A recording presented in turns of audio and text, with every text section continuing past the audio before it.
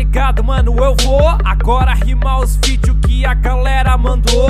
Olha só, ela tá animada, correndo pela casa, é a primeira a aparecer. Mas toma cuidado, mano, olha pra frente pra não tropeçar, quebrar o dente e morrer.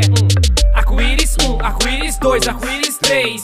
Mano, vou ficar muito puto se vocês mandarem arco-íris outra vez. Porra, olha só o que ela faz com a língua, eu me surpreendi. Vou tentar, espera aí, putz, não consegui. Desse jeito esse gordinho nunca vai emagrecer. Tá usando essência de bacon pra fumar no narguilé. Eu vou repetir aqui pra vocês dar print no frame. Agora vou batizar, mano, esse é o mais novo meme. Tá mordendo a unha do pé, imagina um chulete não ter cortador. Eu não sei quem é mais fresco, se é ele ou o ventilador. Esse cara deve tá fazendo uma dança da tribo asteca. Na falta de um turbante, o mano usou uma cueca. Olha só, o Whindersson invadiu o meu snap. Tô fechadão contigo agora pra fazer esse rap. Hoje sou eu mesmo, eu vim direto do Nordeste. Agora como sou mano, eu vou zoar essa festa. Isso é mulher ou homem, a mina dele é um cone. Não me mostre esse miojo porque já bateu uma fome. Eita que coisa feia, pisou no pato de meia. Pra quê? Até o capeta tá querendo aparecer.